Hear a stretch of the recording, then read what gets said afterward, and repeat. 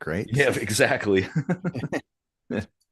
Hello, everybody. Welcome to Kitchen Sink Microscopy. And I'm Casey Rochford, and that guy over there is, I'm sorry, I forgot your name.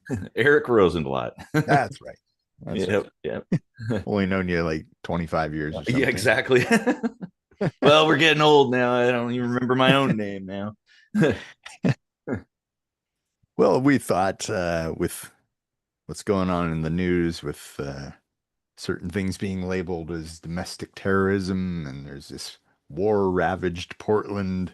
It might be kind of fun to kind of revisit the idea of terrorism in general and Hmm. and kind of where all that hullabaloo came from, Hmm. which basically, thanks GW.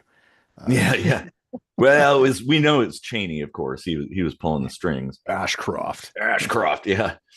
Yeah, morning exactly. Well, Victoria, or oh, well, yeah. good evening for me. Yeah, yeah. Guten Abend. Yes. Good day. Or whatever. Yeah, yeah. Well, I mean, one of the things too with all of this is they're basically leveraging some of the stuff that was passed post 9/11, like the Patriot Act and things. And in that too, they kind of sort of redefined terrorism.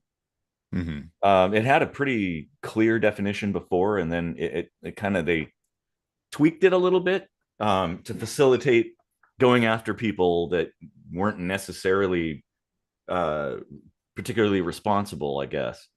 Well, not Um, just going after them, but like removing due process, which and was it, like in the dangerous part. yeah, and invading countries and things like that. Exactly. Well, and uh, boy, that's a because I get oof, there is a certain logic to, like, the Antifa thing, like being labeled terrorist, a terrorist organization or whatever, but maybe to, like, if somebody's doing something, conducting activities that are terroristic in nature, then maybe they have a little bit more power to do something about it. But, like, at the same time, it's sort of a slippery slope, because it's kind of like the Red Scare, right? I mean, we didn't go through it, but McCarthy and stuff, hunting people down, taking, like, basically like detaining and interrogating everybody, I mean, to the find biggest problem communists. with that though is it's not even an organization. Well, Like I've yeah, never been for their like, jump straight to violence tendencies that many of them exhibit. And I say many of them because like if I'm going to pick a side mhm. on from fascism or Antifa, I'm gonna go with Antifa. You know, Yeah, but like one of the problems, it kind of attracts a lot of assholes too, and that, I guess, is like what I it see, does, where but it's like I don't there's agree there's with. assholes on both sides, and Well, some yeah, are dirtier than others. So yeah. I mean, it's kind of like, what do you do? I guess I don't know, but it, but that's the thing. It's like, what? Sure, there are bad actors, and sure, if they're busting things and burning things and shooting people and whatever, beating people up, they ought to be arrested for that. But, like, at that point, like, well, like you said, it's not really like an organization proper. I mean, yeah, it is organized in a sense, in that people get on Discord and whatnot, and Reddit and wherever places online, and kind of like coordinate things and share information. But uh, yeah, the problem is, then it's like they're going to start seeing it everywhere. right. Well, That's that's like, what they're gonna do anyway, is just label whatever they want mhm. as like anything in opposition to them as terrorism.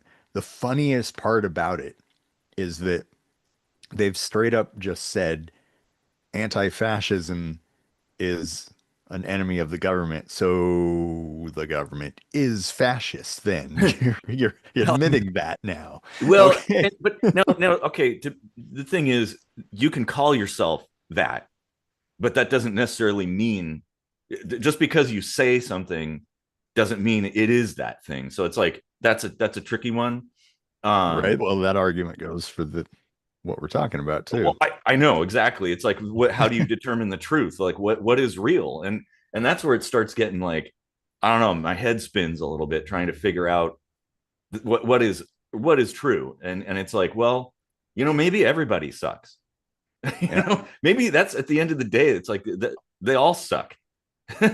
Like maybe we need something completely new and fresh that's different. But I don't know. The big problem with this, the whole like labeling them as terrorists goes back to McCarthy and stuff like where Yep. like one or well, we went through this, I believe. I think you remember the Satanic Panic in the 80s, Yeah. where like everything, the devil was everywhere, and like And anything that that could damage that point you. lasts for generations, Yes, you know? yes, absolutely. And that's the thing. It's like it's kind of a moral panic in a sense. Yeah. And I mean, we have the stupid thing is there's like layers upon layers of moral panics kind of overlapping right now. But that kind of thing is that where it's like the danger is like while there are bad actors and they should, there should be justice served to them. um the problem is then they're going to start it's never going to end. They're going to see terrorists everywhere, Right. and I then I really like what started to happen with the police in Washington. I don't know how it's going now, but there was a time there where they were not allowed to pursue yeah, like high speed chase unless it was like an active murderer or some other like direct threat to somebody public safety. driving around shooting or something Yeah, where because all of the other police escalation events yeah, just created danger where it didn't need to exist in the first place, yeah. all for the sake of stopping crime, like Yeah, while meanwhile crime is stealing a Snickers or, evading your taxes. Like calm down, people. Like we yeah, have burned out tail don't light or whatever, or maybe yeah, you've like got some weed in your car. don't get carried away with crime and making crime pay and all this stuff. At all Like costs, right? That's yeah, a like dangerous we thing. got to be really careful about that. Like, I know. Well, and I first of totally. all, like, yes, crime is wrong, I guess, Mhm. in like a broad general overview sense of things, but let's not use that as an apology for what's going on now. Like, oh, like, yeah, crime should be taken care of, so I guess it kind of makes sense that they're, taking away our freedoms to do it. Well, Yeah. no, That's it no, you never should can. never trade freedom for security like that. That's always Yeah. bad. It well, and actually just to that point of pursuits, there's a new tool in the police's toolbox, which I think is really awesome. And I've seen quite a few videos now of this in action. I think they call it the grappler. So it's this thing on the front of the police car, and I saw they that. get Yeah. close. They can shoot this thing, and it grabs the car, like the back of the car, and then they just hit the brakes and stop them. Yep. And it's quite effective. Like it's like, hey, if you have that opportunity, go ahead and use that so that you don't keep chasing them through the streets and put people's lives in danger. You know. Yeah. Oh, we have some comments here. Quite a few comments actually. Probably harkening back to some of the things we said earlier. Being an asshole and being a terrorist are not the same thing. This is true. Yeah. Although I would Yeah. say it's like all dogs are animals, but not all animals are dogs. Basically, I would say that terrorists are all assholes. Like if you are literally being a terrorist, doing what classically would be referred to as terrorist activity, yeah, it's an asshole thing. But yeah, not all assholes are terrorists. That's for sure. Yeah. I mean, yeah. Like, so the Luigi Mangione we talked about a few times. There was a recent update in that situation where a judge ruled that he is in fact not to be tried as a terrorist, Mm-hmm. even though I would actually consider, even though like I don't really blame him for what he allegedly did, but I could see how that would fall under the definition of, using an act of terror in order to affect like political change, Yeah, yeah. which it has actually been positively beneficial in doing to some degree. Mhm. Um, Well, not I mean, you not a could say huge degree, but some. Charlie Kirk too, the same sort of thing. I mean, clearly there was a motive beyond just killing a person, Hmm. and so that sort of But I falls into that hesitate to category. call that political because he wasn't a politician. No, I mean he You was know, he spoke more from like a Christian standpoint more than like a yeah. political. He did talk about politics, but a lot of his discussions were more of like a more I philosophical mean, and he had that theosophical. Turning Point USA thing, which I think Mhm. was meant to affect political change and stuff, but strictly speaking, like calling it an assassination and a politically motivated thing, like I feel like that's, I don't know, like, I guess we don't know. We don't have all the details of the motive and stuff. So once we find that out, maybe we could have a clearer definition of that, hmm. like whether it is or not. Yeah, I mean, I just Well, I then don't there's know. like this question of in both of these situations, Kirk and Mangione, like where they'll show you these footage taken from various cameras or whatever, and then like the mug shot, and there's like some distinguishing features that are like fairly different. Yeah. Um, and like the lips on this shooter from Charlie Kirk, like totally wrong, totally wrong. Well, yeah, and the shooter, like there are a lot of people questioning that. Like, Yeah, so like did they what's up have with the right this? guy? Was he a Yeah. patsy? Was this like had a was there a different motive there Yeah, from and a that's different nothing group? new, by the way. I mean, No, Lee no, no, Harvey no. Oswald and all that Yeah. stuff, like people Oh yeah, wondered.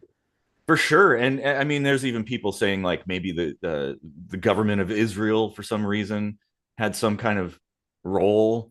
But like I don't know, that always comes up, like Yeah. Mossad and shit that the IDF maybe or whatever. And like, yeah, I don't know about All I that. know is if there's an alien ship on its way here, I really hope they're here to see our leaders and take them away. Yeah, yeah. Take them, leave the rest of us here, and we'll kind of clean up That after would them. that would be Yeah. pretty nice, wouldn't it? So we have some other comments here that let's see. Like, I don't like you and you're acting in a way to cause the general public to be afraid to go on with their daily lives out of fear for their lives uh, are are not the same thing. Also, there's a line between this demonstration has caused me discomfort and inconvenience, and the actions of this group has made me afraid enough of dealing or leaving my house to participate in daily life. Afraid Um, enough of dying, I think. Yeah. yeah, yeah. I mean, and I mean that's kind of like that is part of the purpose of terrorist Right. activity of terrorism. Well, let's go back to GW. Mhm. At post 9/11, terrorism became a buzzword for kind of the first time in a politically charged way. Yeah, Uh, yeah. Because before that, well, let's it was let's big in the rewind. 70s and stuff, but like that Yeah, was because pretty legit, you there know? was there were like most of the terrorist activities. There were plane hijackings for Yeah. sure. That was Mhm. actually really really common, like Libyan terrorists and stuff. But they would basically hijack a plane and hold people hostage to get something, like Yep. get a hostage, somebody released or whatever, get some money or whatever they wanted to do, and then they let everybody go. That was Yeah. kind of the thing. Um, But like when George Bush created this palpable enemy, mhm. the nebulous terrorism, Yeah. and the war on terror. Like how do we go to war with an Mhm. ideology? What would be like the war on poverty? Like, what the hell is that? Right. And the war Like, on drugs and all this stuff. how do you It's like, fight that? and it was really effective as what do they call it? A psyop or something? Like Well, I mean, it could be. uh Um, where you kind of like you effectively make people afraid of the thing that isn't really there in the first place. I mean, it Well, is, but like not to the degree that you're fluffing it up to, you know? yes, yes. It's like the saying goes, never let a good crisis go to waste. Hmm. And so the thing that really catalyzed this, I think, and allowed everybody to kind of like let this happen, like the Patriot Act and all that, was the dramatic nature of, you know, like the Pentagon being hit, the World Trade Center, the buildings falling. It was so dramatic and so crazy, and it was just televised, and people talked about it, and it was just this huge thing that was massive. Like lots of people died, and it was this big deal. So like right on the heels of that came like, oh yeah, we're gonna institute these things like Patriot Act and whatnot, and people were like, oh yeah, okay, you know, and it was like unanimously voted in, and Yep. of course, obviously, that immediately trampled on people's rights quite a Yeah. bit. Still does to this day. They keep Oh yeah. re-upping it for some odd reason. But For like, anyone that thinks I never give Democrats shit, I was really pissed at Obama for yeah, re-upping the Patriot Act yeah, which twice, I right? think, huh? What's that? He did it twice, didn't he? Yeah, yeah, oh yeah, Yeah. and I think he campaigned on not doing that. Right. Just like Yeah. he campaigned on closing down Guantanamo, and last I checked, it's still there. Hmm. You know, like, but and that's the thing, they sort of use that tragic event to get to kind of like shove this in and go ahead and do things that they would never be able to do. And one could say it's like the what they call the Hegelian dialectic, right? You know, problem, reaction, solution, um, Uh, where like you create the problem and people respond to it in emotional ways, and then you provide that solution that you wouldn't be able to do before. There's no way, if 9/11 didn't happen, they would not have been able to pass the Patriot Act and some of the other things they passed. yeah. The people wouldn't have it. So, and I have no doubt. Now, some obviously would say we've talked about that, you know, the 9/11 being an inside job, and I'm still skeptical about all that. Either way, except for Building 7 is a big question mark there. Look into that one. And where was I?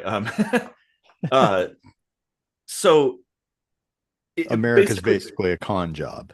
yeah. I mean, so whether it was an inside job or not, they probably had a lot of these plans waiting in the wings for just the Mm, right moment. And so basically, they're like, now's our chance. Let's go ahead and put this together, put it out there to a vote, and boom, it just got passed. right. And Okay, so now they're being pretty transparent about just following Project 2025 as their general playbook.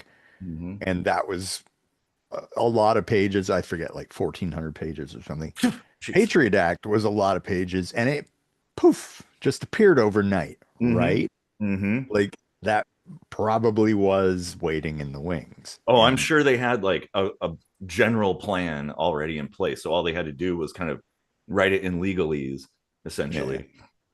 Oh, Yeah. there's a comment. I don't think it was an inside job, 9/11, so Mm-hmm. much as it was an outside job that the government let happen for convenience.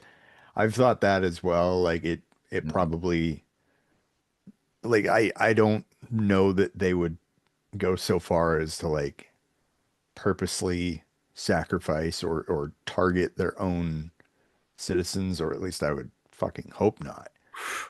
Well, But I wouldn't put uh, it past Dick Cheney. yeah, Well, no, Ashcroft. you're right, because I mean there were warnings beforehand, Hmm. similar in a way to Pearl Harbor, Mm, where the Americans knew. I mean, they didn't like. Okay, my general idea of it is that they knew an attack was coming, but they didn't know quite where or when.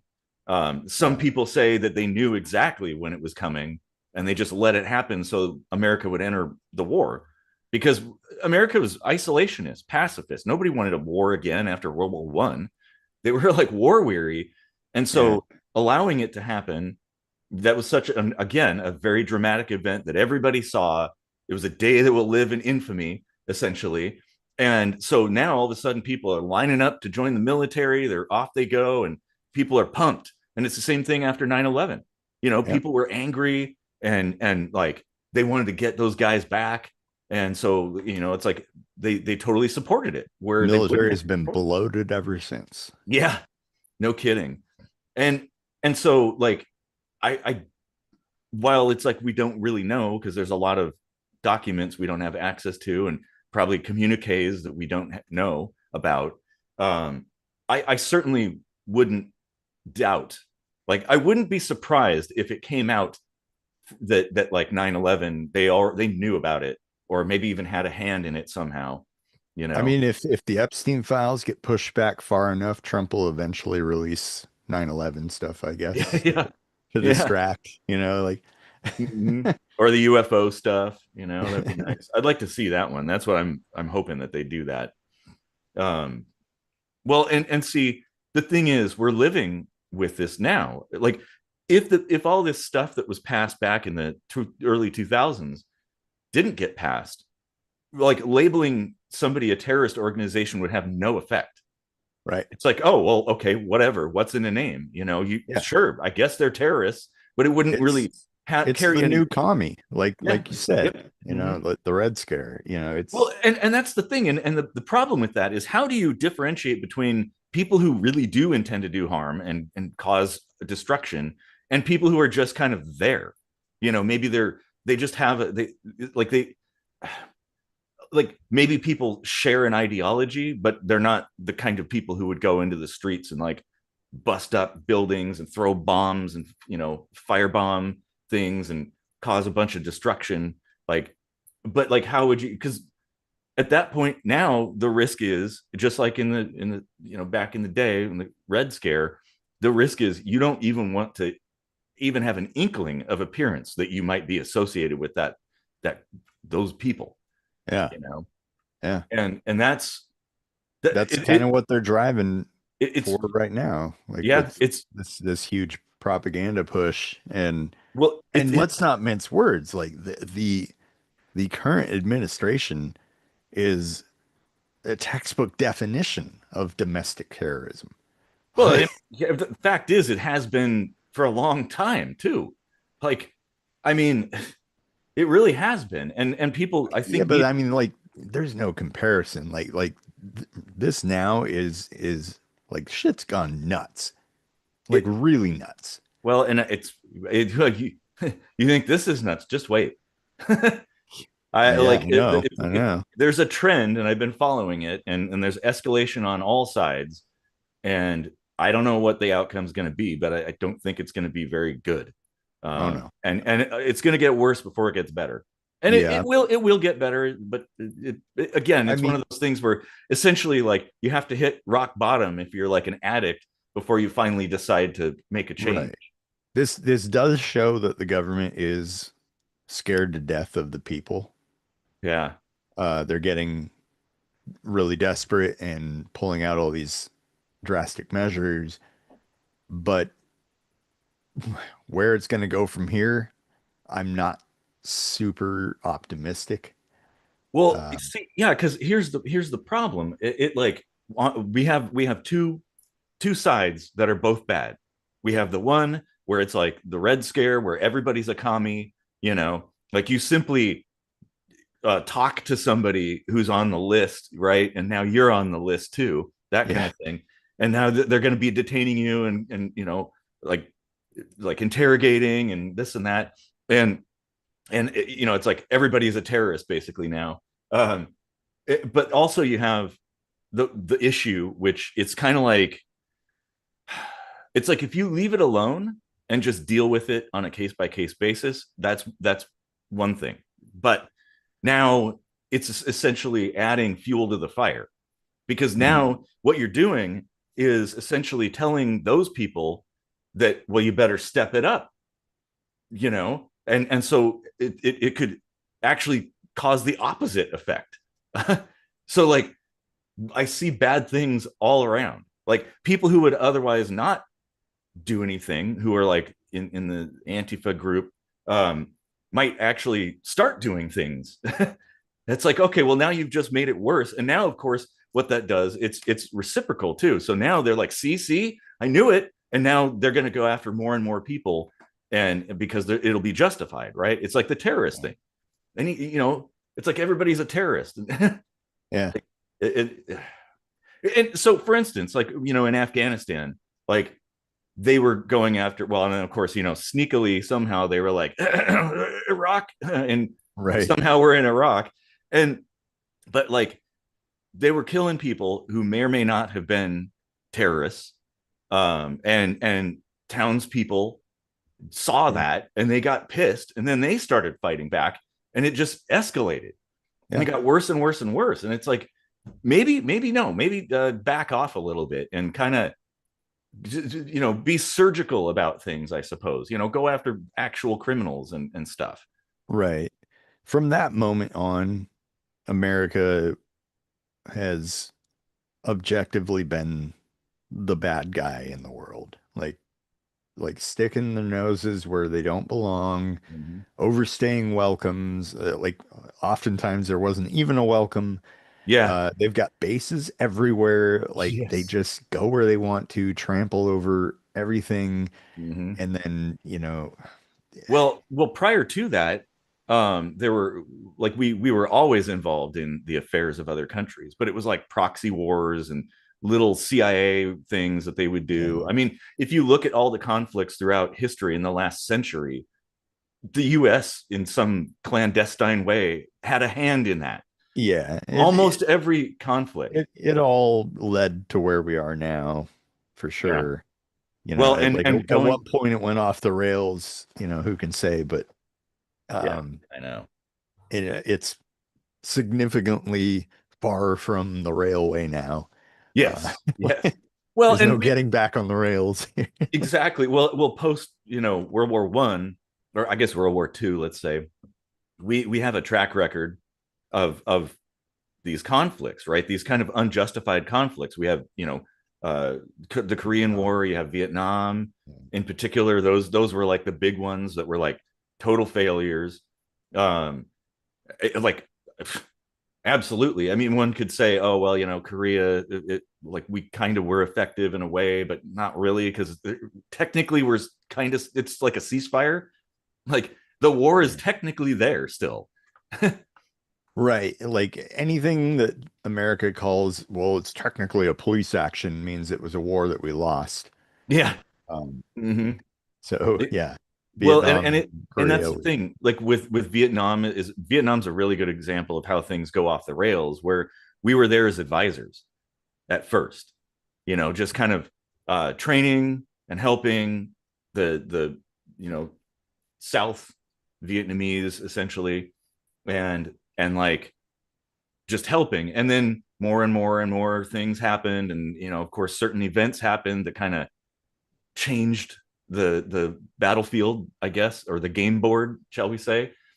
And it escalated from there, and pretty soon it's a total hot war, and the US is like deeply embedded and getting their asses handed to them, of course. Yeah. um, the NVA got real crafty, so What I'm confused about though is like, what is Trump's deal with Portland? This is not the first time he's mobilized the military in Portland, Oregon. yeah. But, well, Portland is kind of, I don't know. Portland's kind of a mess, honestly. Like, there definitely should be something How done there, so? but it isn't I like, mean, well, just the general crime and things. But it's they're not unique. There's a lot of places. Seattle's pretty bad too. You yeah. know. I Uh, mean, I've been to Portland fairly recently, mhm. and it's definitely not what it used to be, but Yeah. I wouldn't call it like Detroit or something, No, like no. It's like certainly as cities go, it's nowhere near the top of the list of things that would need military action, much less, never mind the fact that the president doesn't have that power no, to do that. no. The Like, the only thing that a president can do is, like, when it comes to like any kind of internal police action, would be to send federal forces to protect a federal building. That's about it. Like you can send in military or whatever just for the federal side of things. So like if there's whatever, that's all they can do. They can't like Yeah, that roam makes the sense. But streets. They can't roam the streets and do police things yeah, or military things at but all. all he does is say there's a war there, I, and it, what? it's a lot of like the chest beating and Yeah. it's just it's nonsense. And I mean, but you're right. Like Portland's not that crazy. But I think I think what for one, it's like the game of telephone, right? Where and the way the media portrays things and stuff like that. It's like they kind of cherry pick things, and so you only see certain things. You don't see the big picture. Oh So no, it's like, that's the great thing about Trump. He fucking tweets everything that he is. So yeah, you just get it straight from the horse's mouth. There's no taking things out of context or anything. He just hands it to everybody yeah. on a silver platter. So that's not the case here. Like he's really saying this stuff, you know. Well, and maybe he believes it. I don't know. It's hard to say, but I think, I guess maybe it's probably like the perception. Well, I suppose that the actuality that the police there are not really Well, keeping the there's a peace. there's a comment here that kind of hits it on the head here. They're also some of the most openly progressive places in the country. Mm, And like that is a definite blatant pattern that you can look at. That mm, he is definitely following up on, like he's the first politician that sticks to his word. And he yeah, said, I'm going to go after my political enemies, and that's what he's doing, yeah. you know. Well, and in that, And I that's guess not it's like, right. no, it's not. But I guess in a sense, it's a predictable course. So maybe that's better than completely random and like Nothing about this is better than no, no.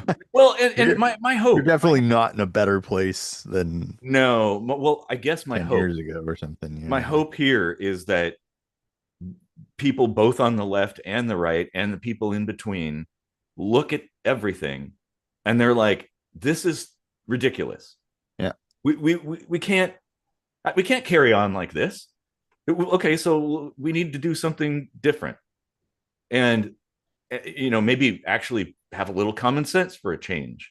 Right. um, and try to get along, and maybe, I don't know, don't involve government in so many things, and don't look to government as like put it up on a pedestal, like, you know oh, there's all these problems and only government can solve them, which is absolute bullshit. Only we can solve them. Government just makes everything worse. It's like the reverse Midas touch. Everything they put their finger on turns to shit. And so maybe people will start stepping back from that and I stop recently believing. put something out on social media with absolutely no attention, as usual. But Mm, I was saying, like, we definitely need to like start over and learn from our mistakes. yeah. And I was just kind of drafting a list of things that, like, you know, a new system of government would definitely need to take into account in some fashion. Mm-hmm. And one of those things is like, we can't let checks and balances be so flimsy Yeah. anymore. No Like kidding. there needs to be public oversight of the government, like not a That's branch exactly. of the government, Yeah. but something that is like guaranteed to be there by the Constitution, Mm-hmm. where, people just, I don't know, volunteer or there's a lottery or whatever, but they every so often get to look at everything, every Yeah. law, Mm-hmm. every uh, executive order, everything that comes out of the government, and have the final veto. Well, I agree, and not only that, but there needs to be a lot less top secret documents, classified Mhm. documents, like that. The standard for that kind of classification should be very high, right? Like, okay, this is an active espionage thing with actual spies doing this thing, clandestine stuff, and obviously, if everybody could see it, well, that blows their cover, right? Like that would be okay, that's fine, but like all these other things, there's no reason for it to be secret. They always call state secrets, right? every Yeah. single time. Oh no, no, we can't talk about that because it's secret. And it's like, what? This is, dude, you're Department of Agriculture. What the fuck are you talking about? You know, like seriously, it's like they just do it over and over, and now it's habit, and there's nobody calling them out on it. And that I'd like to see more transparency, and Yep. like kind of what you're talking about in a way. Like there needs to be in-person stuff. We need to be able to see everything that's going on. I mean, they're our government, right? We Yeah. put them there. They, There needs to be time limits on everything. Top yes, secret stuff, yep, all that needs to be, you have to re-up it every so often. And in order for that to happen, I would say like every iteration of re-upping declassifies it automatically one step down so that other eyes can get on it and say, look, we don't need to classify this anymore. Like this is yeah. bullshit. Oh yeah, Because yeah, if you exactly. leave the top circle entirely in charge of saying, oh, have to be secret, you just take their word for it because you can't look at the evidence to make your own determination. And of course there's like FOIA requests, but you can get a lot of documents, but they're heavily redacted. Hmm. Even stuff from like a long time ago. It's like, why the hell is that secret? Fucking All the people redacting. Oh involved are my all God. dead now. What do you, why is it, what the hell? It doesn't even make any sense. Yeah, redacting, I feel like, oh God, that should not be legal at all. You know, Well, and like I if a said, document has only, to be made, uh, taken out of its top secret status, just consider everything fucking compromised yeah. and start it over. Pull your operatives out, make an excuse, put a new one in, whatever. Hmm. But redacting shit is too shady. Yeah, Too I shady. agree. Well, and like I said, the standard should be very high, and there should be only limited circumstances where you can actually classify documents. For instance, like if there's documents related to a project, right? They're building a new fighter jet or something. Yeah, okay. They're in the middle of building it. So obviously you'd want to keep that secret. You don't want like Russia gaining access to all this information Yeah. while the plane is still being worked Treat on. it like a patent. Yeah, yeah. And but like that's the thing. It's like that makes sense. Keeping that secret does make sense. If you have spies out there, keeping that secret makes sense. But all the other stuff makes no sense. And a lot of the stuff is protecting politicians and bureaucrats from the eyes of the public. That's really what it, like, almost all of it is basically keeping Yeah. people from knowing what's going on, because Yep. if they knew what's going on, they'd have absolutely no faith. In fact, they'd probably riot in the streets if they knew. There's some shit, dude. Like I'm telling you, if The yeah, Epstein files, I think, are going to be enough to break everybody's illusion that yep. the government can be trusted. And they're afraid of that because I mean, like Cash Patel, and like Mhm. in the beginning, he's like, yeah, yeah, yeah, we know all this stuff, and there's going to be this thing, and then he gets in there and he's like, no, Epstein hung himself, and everything's fine, and there's no list. Pam Bondi is like, I have the list, and then all of a sudden she doesn't. Yep. Like, Yep. what the fuck is going on here? Like, of course like basically because this is bipartisan. That's why they didn't release it when Biden was in office, Oh, because yeah. everybody's scared of this getting out. Yeah.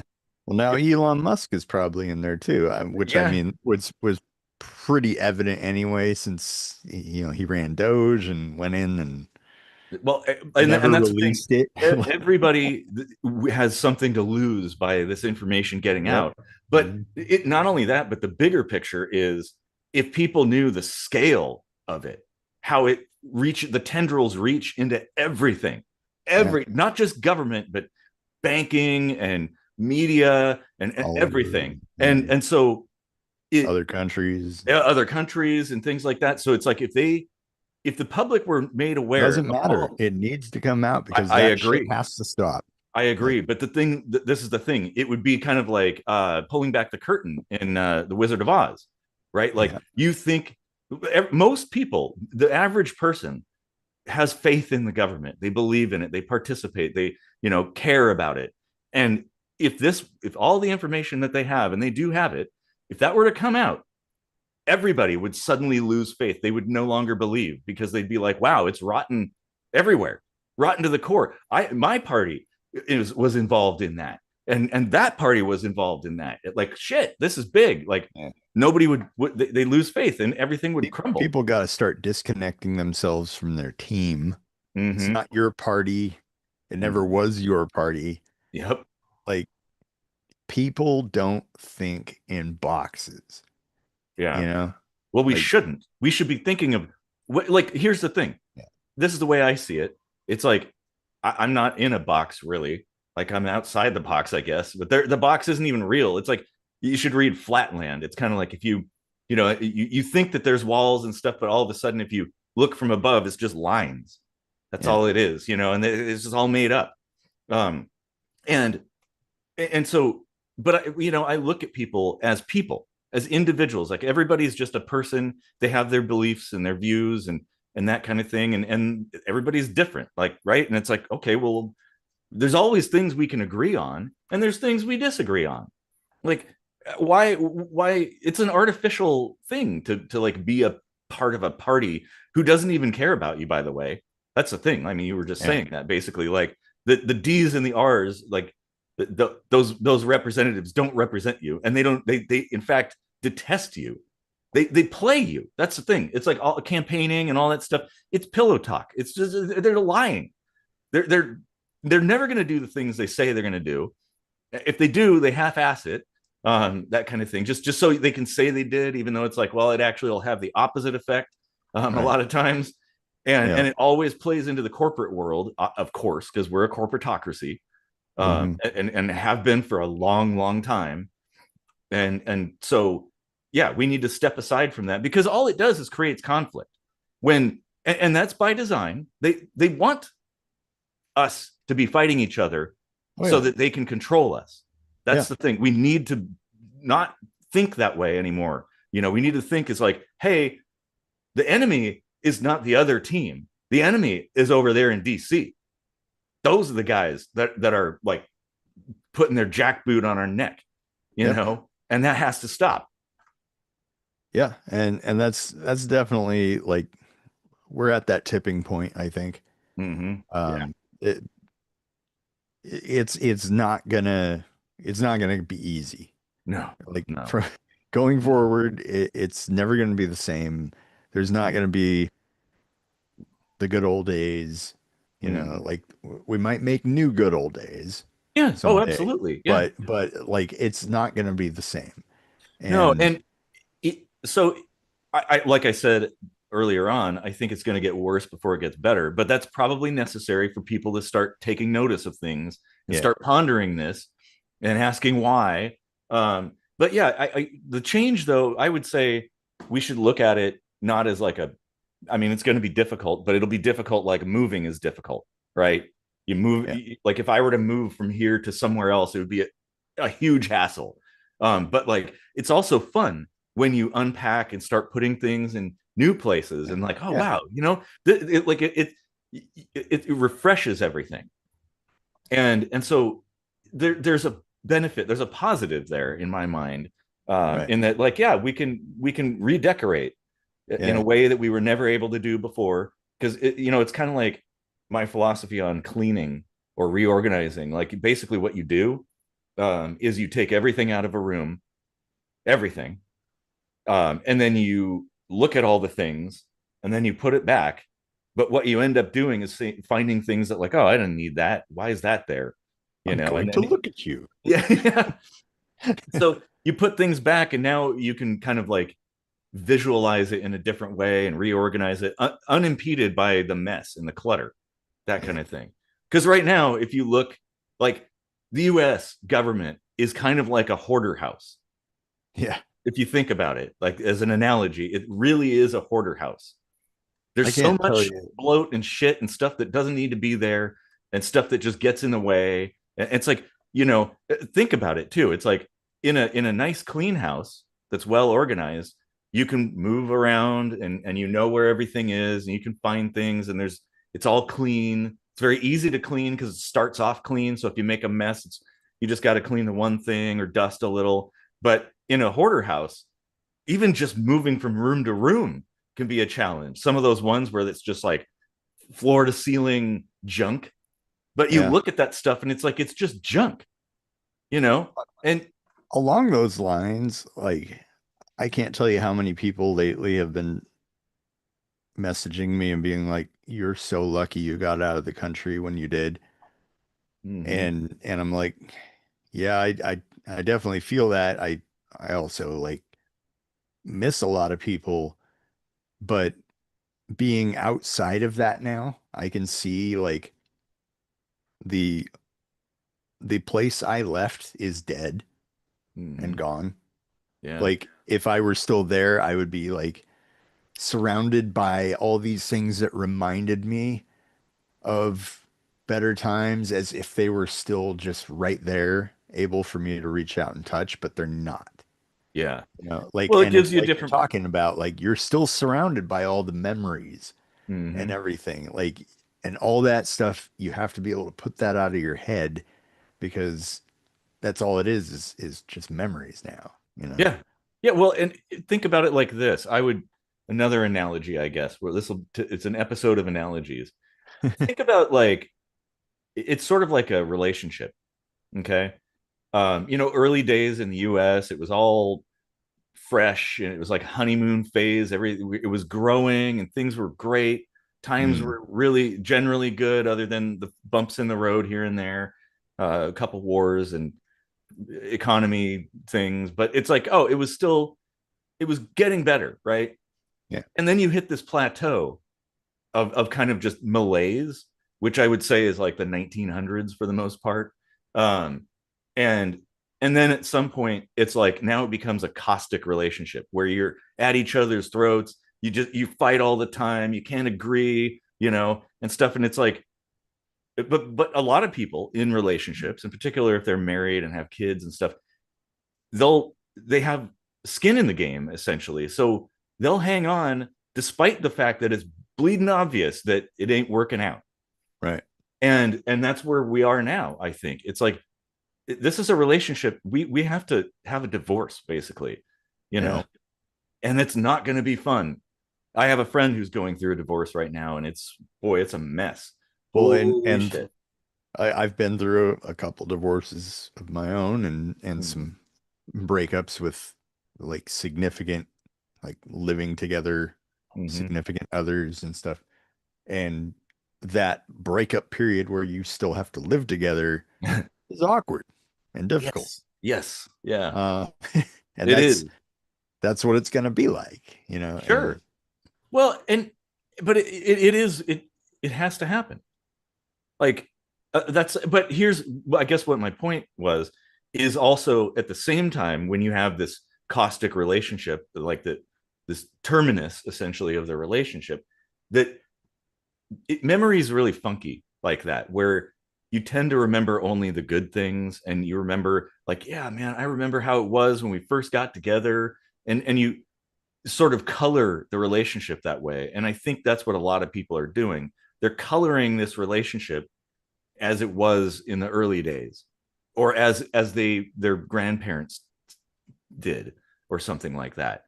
And it's like, okay, but when you look around, you don't see it quite like that. There's remnants of that, but only just yeah, but now it's stacked. It's like your hoarder house, you've got your photos of when you were young and stuff hanging or sitting on a counter or something, but it's covered in junk. That's kind of where we are. It's like, yeah, there is a hint of what was, but it's completely overwhelmed by all the shit, you know? yeah, And so you either rip everything out of the house, clean it, and put back only the things you want, or you just burn it down. you know, yeah, like I think like see, there's a lot of people who like would leave and stuff, and so that's fair enough. That's fine. But I think it's also important that people of sound mind and reason and common sense stay here and try to affect change in a good way. yeah, yeah. Like somebody's got to clean up and rebuild and all that, Yeah. and yeah, of course, like I actually, the strong inner sense of justice in me wishes I was still back there, but like the rational part of my brain says, I would be an idiot to step foot in that country now. Like, like I need to wait until there's a safer time before I come back there. Yeah, well, Um, and that's fine. It's like you also, I mean, in any kind of situation, you need people on the outside as well. exactly. And So that's it. and I feel like that's where my strength can be is like I can at least talk with people from the outside, from another perspective, outside looking in, like, hey, I can see things, I get different media interpretations of things. I can see how other things are working in other countries and in my own country here, and we can have conversations about how that could work there, Mhm. going forward and what needs to change in order for that to happen. And Yeah. that's the most I can do. But that alone makes me a domestic terrorist Yeah. or, whatever, And like, even me, if like I could be potentially on a list because I say I'm an anarchist, but I'm not that kind of anarchist, you know? yeah, Like I'm a pacifist, like a voluntarist, basically. Like that's how I believe. I'm not don't believe in violence unless you in defense, right? Like imminent threat defense. That makes sense. I'll participate in that. Um, but it's yeah. But this is the thing. It's like I think people need to start thinking about this. It's like what have we become? yeah. And how do we fix that? Like one day you wake up in your hoarder house and you're like, man, this sucks. This is a mess. But then, it's such a mess. It's so huge of a mess that you can't even figure out where to begin if you want to clean it up. That's the The thing. imminent threat. What is an imminent threat? Oh, like say somebody points a gun at you or somebody else or something like that. They come at you with a baseball bat or whatever, that kind of thing, like where Well, what there's an about, obvious immediate threat. I mean, like when you say points it at someone else, does that mean someone else standing next to you or is it Portland, Oregon, Well, Where, I mean, I guess I could say like one where there's an obvious bad guy, essentially, right? Like, I don't know, say China invades the U.S. From the West Coast, and they're like traipsing over Washington State. That's where I'd be like, oh, okay, well, there's an invasion happening with dudes with guns shooting people, taking over cities and shit. Probably ought to respond to that before, even though I'm just one guy, but like there's probably a lot of other one guys Mm. too that could I, respond. I mean, that's the thing. Like somebody has to be the first guy that, you know, crosses that line, Mm-hmm. for everyone to have their Spartacus moment. Yeah. Um, and and and that's what I wonder is like, living in Germany and seeing what's happening and I'm not the only one that sees it this way, but there are a lot of parallels to 1930s Germany and so many people in America included are like, how did the Germans not rise up and stop this earlier? And we're seeing how that happens. Like people rationalize, well, this isn't that situation. It's not that bad yet. It's not an obvious threat yet. It's, like you keep pushing the goalpost away to the point where, oh, now it's too late, Mm-hmm. you know? Well, And and that's that's what's going to happen, like I think. the classic poem, first they Yep. came. Yep. And but the thing is, like, it's a slow burn, boiling frogs, I guess, in a way. I mean, because our 9/11 was our like Reichstag fire, right? That kind of thing. And so 40, 43, 46% of Project 2025 has been implemented in the first 8 months of Trump's presidency. This is not a slow burn. no, I'm talking about like the like the stages leading up to things, because like a lot of the things that are can be done, because keep in mind almost all of this is like on the up and up, right? Like, oh, it's legal to do that essentially. And so these things were facilitated by things that, like, blocks that were put into place before. So Mm, that's a thing that we should be concerned about, is like, hey, why is this legal? yeah. The Why? Patriot Act definitely screwed people over, and Oh we yeah, called it. You I can look know. back at one of our old episodes. We called it. Oh yeah, yeah. Well, and even back then, when it happened, Yeah. it was like, I could see this going real bad. Hmm. Like, it's this is no good. And of course, lots of people were talking about it and on forums. Back then, you didn't have YouTube, and stuff, and people were like very concerned about the potential for this to be abused. And it's Yeah. like there's a lot of laws that are abused, or and it's like, well, maybe we ought to reconsider.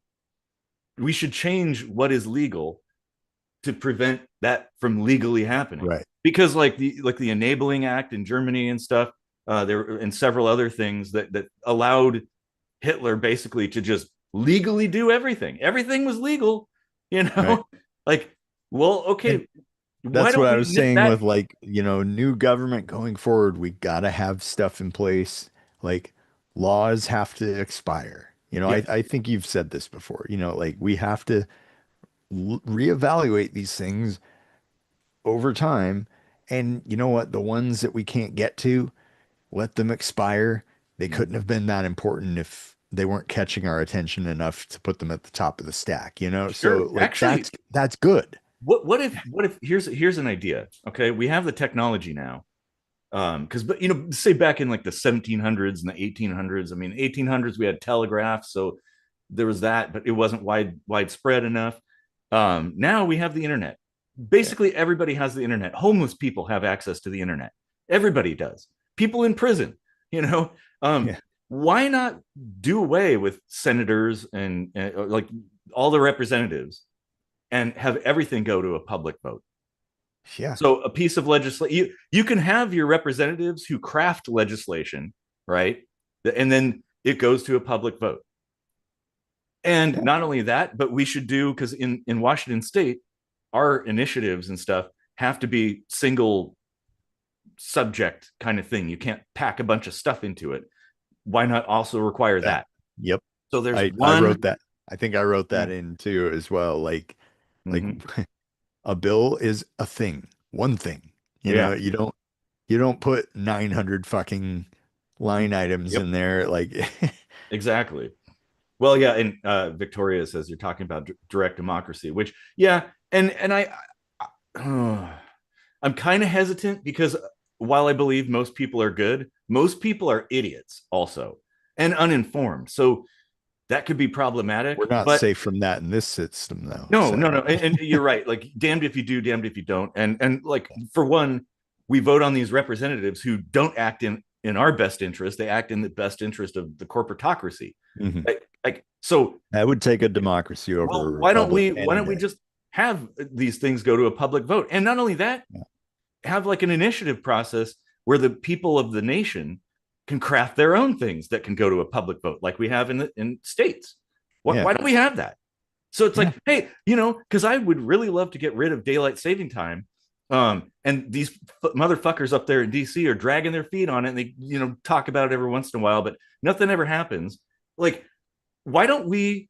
Why can't me, as a person, collect signatures and craft my own piece of legislation, put it up for a public vote on a national level to say, hey, let's get rid of DST once and for all, like, or whatever. Maybe you can like craft legislation to unlegislate some previous piece of legislation, like to get rid of this. I would love to see this too. I mean, at the very least, one thing we should have is, for every bill that passes, we have to axe a past one. Yeah. or maybe two, right? So we're whittling away at the old shit. Like, so in order to pass something, they have to find older things to nix, to just get rid of. Like, there you go. Clean Yeah. house, at least, at the very least. That's actually a really good idea because so much of this is a chess game where they build a scaffolding of laws that allow them to later do some other shady shit, Yeah. you know? Well, like, why did Martha Stewart go to prison for insider trading, but Nancy Pelosi didn't? And I'm just picking on her because she's like the big one that's made a ton of money. Well, her husband made the money, but but they're all guilty of that, and they Hmm. just get like a slap on the wrist if they even get that. Yeah. Meanwhile, if you're not one of these elites, you go to prison. Like, what? Well, I mean, that's a problem too. Like lobbying and all this other shit. I mean, we've talked about it ad nauseum, obviously, but like, we need that, and these are things we need to consider to make changes, and be like, yeah, we need to change things. And I don't know, but Yeah. people, There's this a is there's this a is good the comment here. Mhm. There's a lot of comments, but I had this idea that every morning you get a text with everything that was available to be voted on the day, and you vote on what you actually care to vote on, and you skip what you don't care about. Mhm. And yeah, like that really should be like. It, here's my opinion of voting. Mhm. Not everyone should vote. No. Like if you aren't educated on it or you don't care about it, don't fucking pretend you do. Like and Yes, and no, you're and right. alter the scope of what happens to people that do care about that thing. Exactly. Yeah, you need The you need point of voting is that one way or another, change happens. It doesn't require everybody to have an opinion on everything. True. Yeah, no, you're absolutely correct on that. I 100% agree Yeah. that we need people who are informed and wise, to be voting on things, and Yeah. only select things that they're familiar with. Like, but what ends up happening, you get this piece of paper, right? And I Yeah. mean, I'm just talking about, like, on the state level and stuff, internally, but like, but people always, they check every box. Like, maybe don't do that. Hmm. If there's something you don't I know about. never, I don't think in all the handful of times I've actually voted, I Mhm. don't think I've ever selected everything Yeah, because some things I don't give a shit about. Some things I didn't like any of the choices. Some things I didn't take the time to read about it, yeah. whatever. Hmm. And furthermore, like this was another thing in my post I think I put is that this is the other pet peeve of mine about people's opinions on voting that if you don't vote, you can't have an opinion. Bullshit. Yeah, Like, exactly. in fact, if you voted on something and then change your mind later, I feel like there should be a constant open dialogue from the people like, Mhm. hey, we don't like this anymore. Take it away. Yes. You should Oh, have the ability to cast absolutely. votes at any time to say, hey, I don't want this anymore. Well, and one thing is, because one of the problems with a lot of legislation is implementation. So they'll say, they'll write down what the proposal is. This is what we're going to do, and this is how we're going to do it sometimes. And then people will vote it in, and then they'll start, you know, using whatever that piece of legislation is to do the thing. And the outcome may not be what they initially said it was going to be. Right. And so there should, yeah, you should be able to like squish things if like, for instance, it's poorly implemented and just isn't working out. Like, Yeah. get rid of it then. Let's go ahead and stop. Like, why keep carrying forward on a failed thing, Yeah. something that isn't working? It I should copy and paste this to the Kitchen Sink Microscopy Facebook and urge people to share this and add to it. You know, Yeah. like that's what I really want is people adding their suggestions and modifications and ideas and and like it needs to be a collective effort to build something better, I agree. because this isn't, even if this somehow miraculously survives Trump, Hmm. it won't live much longer. It is broken beyond repair. Oh yeah, yeah. Like And I mean, it's basically the decline has been going on for a long time. Obviously, yeah, there's a lot of like lies told, like, oh hey, yeah, everything's fine, it's all right, nothing to see here, it's all good. in our Meanwhile, lifetimes most we were raised hearing about how corrupt the government is. So it's been a long time, oh yeah, oh like yeah, yeah, longer than we've been alive. yeah, absolutely, yeah. And Yeah, well, I think one thing that really what it's almost like there has to be a constitution, a new constitution crafted, like the structure, because you know, like people, a lot of people, when you say, hey, let's create a new government, they're going to be top down. They're going to be like, well, I want government to do this or do that or whatever. No, no, no. Let's look down at the foundational level, like yeah, operationally, how does the government operate? This is the first, the foundation upon which you build everything else, and you have to account for a lot of things. And I mean, honestly, I'll say that the U.S. Constitution, considering when it was made, they did a really good job.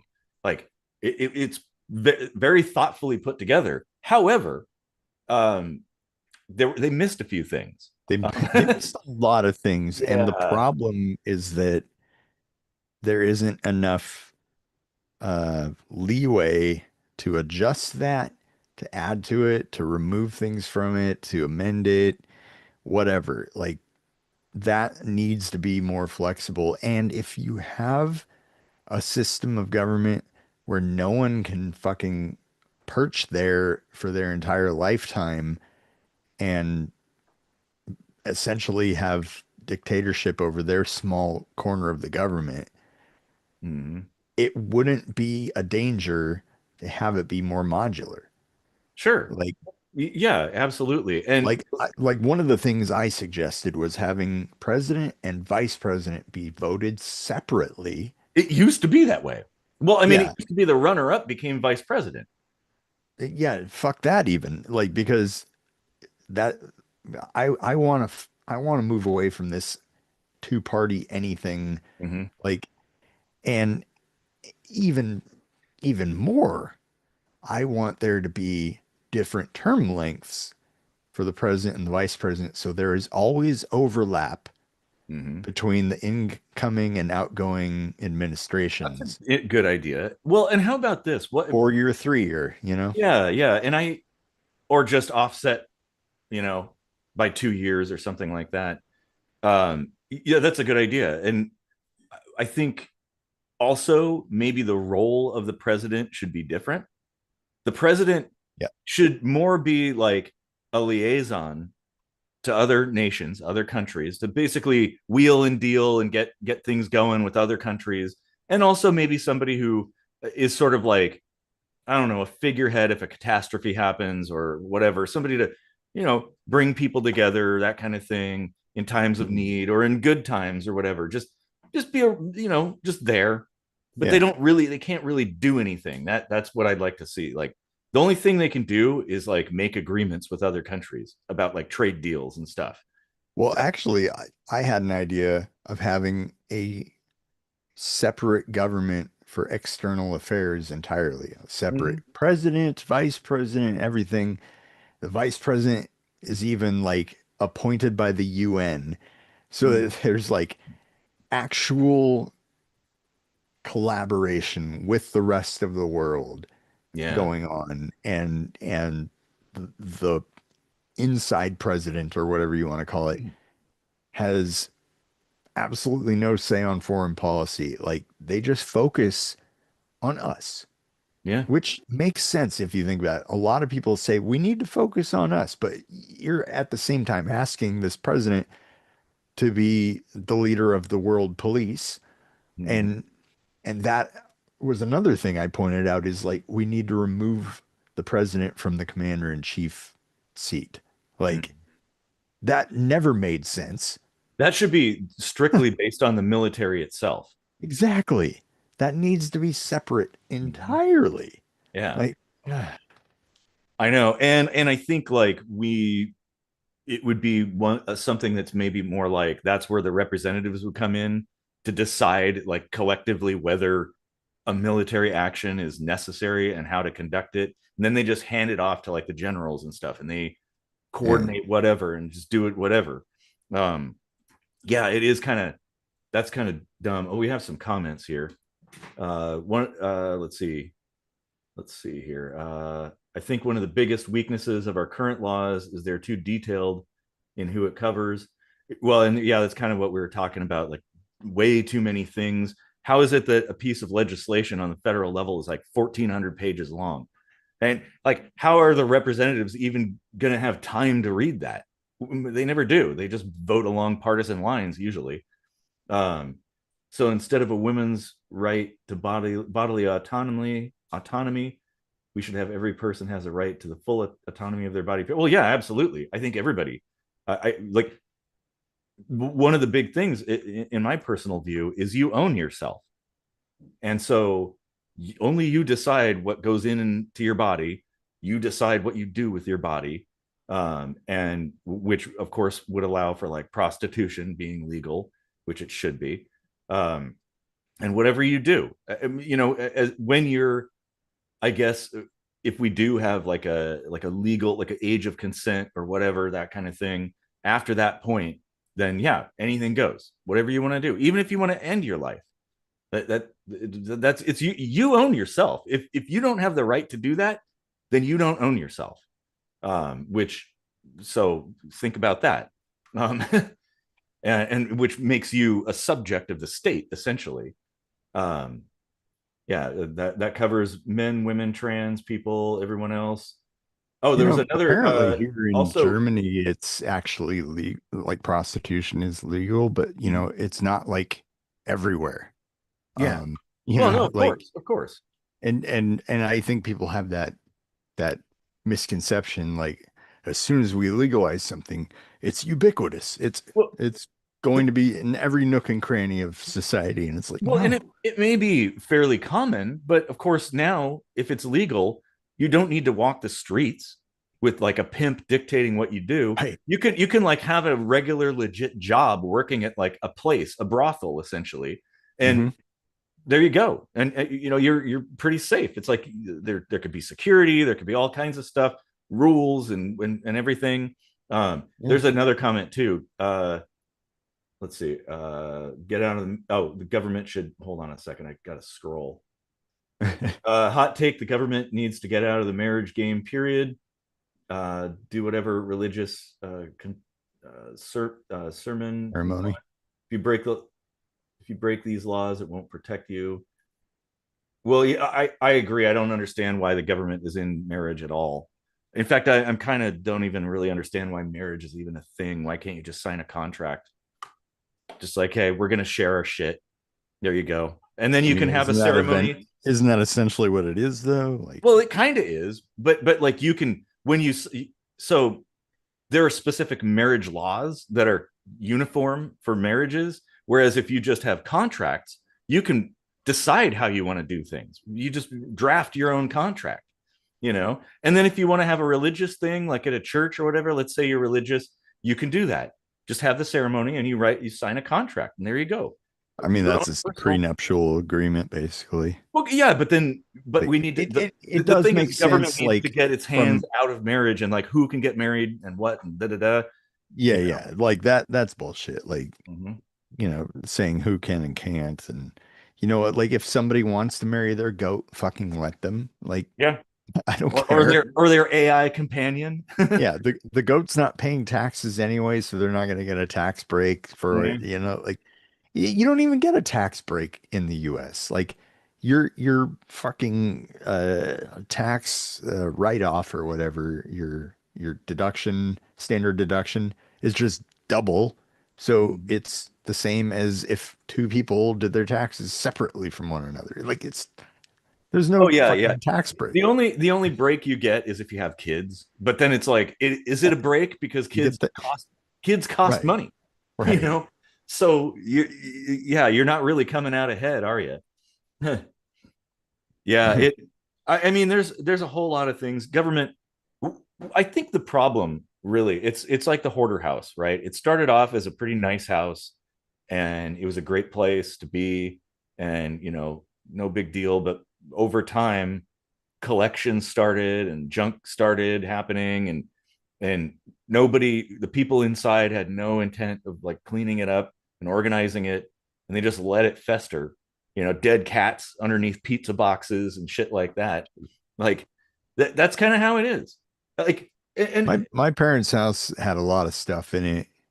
Luckily, it wasn't like totally disgusting or something, but I mean there were like I mean they did find mold in places, and I think that the craziest thing I saw was like in a closet inside a closet, which was I always thought was super cool when I was a kid because it was oh like a yeah. secret room. Um, like rats had eaten a giant hole in the drywall or something. That was like the craziest thing I saw. But Well, and like that's it's like my having forgotten spaces and stuff like that. Like that's yeah, you, you might need to whittle away at what you're keeping. yeah, you got to go spelunking every once in a while. But yeah, well, see, like I have a lot of stuff in my house, but it's all organized, and I go through, and occasionally if there's projects that have kind of piled up, and I'll clean it up, put it away, kind of reorganize here and there. I've kind of sort of organized things in a really perfect way for me and my workflow. But I'm not talking about having a lot of stuff. It's where the hoarder house, right? Where the floor, Yeah. you can't even see the floor. You got to like hold up onto the ceiling to crawl up over a pile of something, that kind of thing. I'm sure everybody's seen those horror videos like that. And that's really, I like, that's really how I see the country, and probably many countries, honestly, are in kind of a similar circumstance, like just bloated. Just Yeah. it's way too complicated. There's just too much shit, too many cooks in the kitchen. And you know, yeah, we need to change that, I think. And like this is the thing, this is where community involvement comes in, because I don't know how we would go about doing that, Yeah. honestly. It's sort of one of those things. It's like you're in your hoarder house, and you wake up one day and realizes, wow, this is a mess. I don't want this anymore. And but it's almost impossible to figure out where to even begin. Germany's big on bureaucracy, but it's a fairly young government, like since 1949 or so. Mm-hmm. Um, and there isn't like there's some stuff that's kind of like, you know what, like that might be a little restrictive when you look at it from an American's perspective, but like when you think about how it affects you in your daily life, it's like, you know what, it's not really Yeah. that big of a deal. And then there's like very few things that are like, I don't know, you have to pay like a dog tax just for having a dog or something. And it's like, yeah, that's kind of bullshit. But in the grand scheme of things, is it that big of a deal? Like, Well, yeah, because you it's a choice to get a dog. yeah, Now, if you had to pay like a penis tax, it's like, well, wait a minute, what? you know, I have to pay a tax for Archie. yeah. Well, and here I think this is the thing, and this is where the founders of the United States maybe didn't really foresee the way things would go, because if you read like the Federalist Papers and some of the documents from the early days, it was kind of assumed and kind of baked into things that the people would occasionally just create a reset. Like, all right, Hmm. we're going to clean it up. We're going to get rid of it all, start over again. And they had the power, still have the power to do that technically. Um, and so, and that didn't happen. So that's really the problem there, is that like we haven't done really a reset since What the is founding of this country. when you say we still have the power to do that, what exactly is that power? Is there something that we could show to the federal government right now? Like this right here says Mm-hmm. we can command that we start over right now or something? Or is it more like, I guess what I'm driving at is like, for the people that feel like they need a legal justification Mhm. for uprising, Mhm. does such a thing exist, or is this just something that you have to push yourself over the line where you say, you know what, legal doesn't necessarily mean right? Well, yeah, and I mean the First and Second Amendment probably cover that essentially. Like, it's basically protest.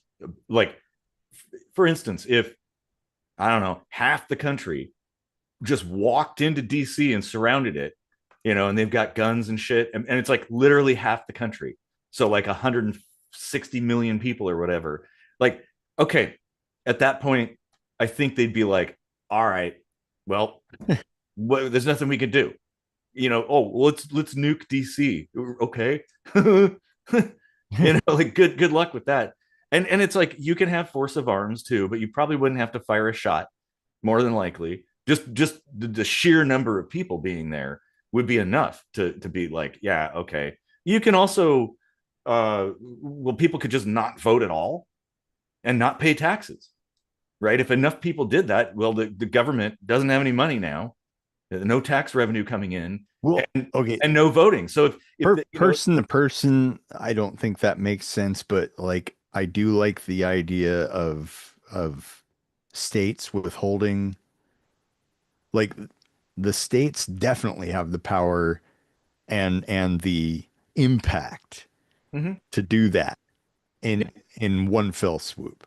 But this is like true. getting a bunch of people at the same time to be like, oh, I'm not paying taxes anymore because each and every one of them are going to be like, well, they'll just throw me in prison or something, Well, how are they going So to do that? There's not enough prisons in the world. yeah, but like it goes back to what I said earlier. There's got to be like the first person that does it, Yeah, you well, know, and and that's one of the sticky things too, because it's like there's precedent for things now. Because like I mean, that's basically like what I'm talking about. Not voting and not paying taxes is sort of a passive way of like withering the government, essentially. Imagine the next presidential election comes up and there's only like 1,000 votes cast. well, Like okay, they'd be like, well, like wait a minute. Do they really think have will of the think people at back that to what point? I said earlier. Voting doesn't depend on everybody voting. No, If it's true. three people vote, that's enough But to like keep it going. Like well, if no, no, you no, will it is. never kill voting by just not voting. No, Like no, but there's no point in protesting by not voting. no, the rationale behind that is sending a message, right? That like, because yeah, okay, if like only 1,000 people voted, and you can still call an election, but does that really represent the people at that point when such a small fraction of the Do they populace? care? Well, I think that would send a pretty powerful message, wouldn't it? Like to everybody, it's like this is unprecedented. It's never happened before. But one of the things too, it's like there's a lot of like legislation and legal precedents over the years where like even discussing something like that could be seen as like anti-government or potentially terrorist activity or something Oh, like oh that. yeah. And Our show so, is officially domestic terrorism, I think, at this point. yeah. Uh, And even if you're talking about doing it completely passively, like you don't mhm. even need guns to do that. You're not taking over anything. You're just like, fuck it, I'm done. you know, like if everybody did that, but again, I we need a catalyzing condition for people to start taking notice and start thinking of this kind of thing. Because right now, they got their sports ball and their beer and their job and their truck and their boat. They're like, I'm fine. So they're not even there. It's like it seems fine to them, Yeah. and so there needs to be something so dramatic that people like they take notice. And I don't know what that would be, but I mean, it kind of seems like things are sort of headed in that direction of some kind of weird ass civil war or something like that. Yeah. Which it would be like some kind of I don't even know what that would look like, but it'd be uh, Yeah, I very don't know strange. either. I feel like it would be it would be very much like a cold civil war. Yeah, Um, yeah. like not really like battlegrounds and stuff, but I think there would be some kind of balkanization Oh, of the I would definitely see that, and we've talked about that before, how that might actually be a good thing. yeah, And yeah, well, it'd be like a war of memes or like a rap battle or something, just yeah, protesters yelling at each other. and really like that. I think that would be the better goal for people to have in mind, rather than trying to reach across the aisle on the whole fucking country. Just let each state build their own system of government how they see fit, what works best for their constituents, Mm-hmm. and and just let them be separate countries. Well, actually, if you a good example, we have one in fairly recent history, which all of us probably have Soviet witnessed. Russia. The Soviet Union. Yeah. Like there's a whole bunch of countries that are now their own independent countries that used to be under the umbrella of the Soviet Union. And when they were under that umbrella, everything sucked.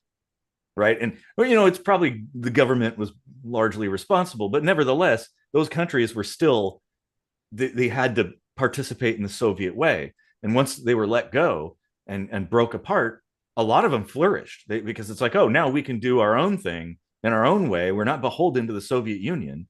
The Kremlin has no say in what we do, and a lot of those countries are doing quite well. And maybe that's how you could have the U.S. might benefit from that. That like, hey, we don't need to be a part of the Soviet states of America or Yeah. whatever, Yeah, I mean, certain states like, California would have, of course, thrive, but Oklahoma might Well, no, suffer, you wouldn't see. I think what you'd see, like Alaska would be its own thing. It would probably be just fine. Texas could be just fine. They're yeah, pretty much their own country anyway. I mean, you get California probably, and you'd probably see states like state lines kind of morph a little bit, where yeah, multiple states say like, okay, we're gonna form our own sort of mini country. yeah. That way, like, and then of course the states would still be friendly to each other, and we've got all these roads and shit, railroads and Well, they everything, and should they'd trade. they should do it like the EU. That makes a lot of sense, actually. Like for for all the, like imperfection that exists in what the EU is, Mm-hmm. um, it is actually considering there's sovereign countries involved and not states. Yeah. Actually, like really working well, I think. And I think Um, one, like, so an EU style system, not from a governance standpoint, but from an economic one, where like, that's basically all it is. yeah, for the most part, yeah. Like there's representatives that,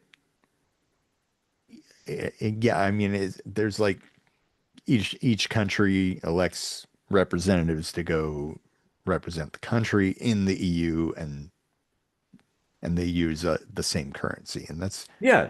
Well, and that's actually vital. yeah, Like, because if you did have balkanization, we still need a common currency for trade to work. Because like before the foundation of the EU, it was kind of a mess. Like yeah, everybody had their own currency, and it's kind of wild, and like trade kind of difficult. And so that's the benefit in my mind that the EU brings, is having a common currency. yeah. Although even then, like each country kind of has their own version of that currency, so it's kind of personalized. So that's kind of neat. Um, so it, yeah, and that I'd like to see that. I think that would be good, and have the federal side of things basically just be a commerce manager, and maybe, I don't know, an organizer in case of some kind of attack or something, right? Because it's like, well, that be And like, they function in that way as well, yeah, yeah, and that makes sense. to a degree, yeah. Yeah, We have, and that makes a whole lot more sense. Like the people really have to let go of the patriotism. Like that's that serves no purpose. Like no, it I would say if the it only, were a fucking soccer team, I would say it doesn't matter, but it does matter, like I think, because you're putting yourself in a bucket and comparing yourself to everyone else. You're you against everyone else, and that's the wrong way to look at things, Well, you know. also patriotism can sometimes allow bad things to happen because Hmm. people will look the other way. I think I don't have a problem with patriotism when it comes to like the heritage of like the history Yeah, or yeah, whatever, the people of an area or something like, and that makes sense. And in a way too, like a lot of regions throughout the country, not necessarily just states, but they have their own kind of history and culture and things that they feel pride in, right? It's like, oh, I'm part of this or that or whatever. And that's cool. But yeah, you're right. Patriotism and partisanism, those two yeah. things kind of need to dwindle, Yep. because that it really does cause a lot of problems. Because you know, yeah, well, as we've already talked about, it's these conflicts, and people will make decisions based on the other side doing something that like doesn't even make any sense. It's like, well, wait, Yep. what? Huh? You know? So and it doesn't benefit people. It just gets worse. It's like, no, we should be working towards a better future at all times, Yeah. benefit humanity, and we should be seeing each other as humans and not like an American or whatever. Like it's kind of stupid. Like ideally, I think what would happen is, the United States as we know it would kind of collapse in on itself, and Canada and Mexico would allow us to create those, you know, Balkanizations, Mm-hmm. and collectively as North America and, Greenland and all these other Mm-hmm. smaller islands that make up North America just kind of come together and say, we're the next EU, we're Mm-hmm. the North American Union, Yeah. and we all work together to lift each other up. Sure. And there was actually at one point in time, I don't remember what the proposal was called, but there was going to be like a North American trade agreement essentially, and one of the plans was to create a new kind of currency. I think it was called the Amero, that would be Hmm. kind of like the euro essentially. So that way everybody, Canada, the US, and Mexico all have one currency that they use for trade. And it would be a lot more stable at that point. Obviously, you Oh have yeah. like everybody, like obviously that would be beneficial, certainly for trade. And that would be good. I think Yeah. I'd like, because it's like, if you think about it, all three countries are sort of all in the same house if you look at it. Really, they are like it, and that's a baby step toward a global unity, Mm-hmm. part of a galactic alliance sort of Yeah. step.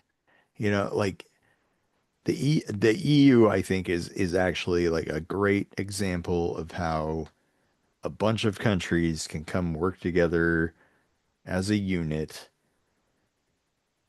like geographically recognizing that they need their local governments to Mm-hmm. operate sovereignly.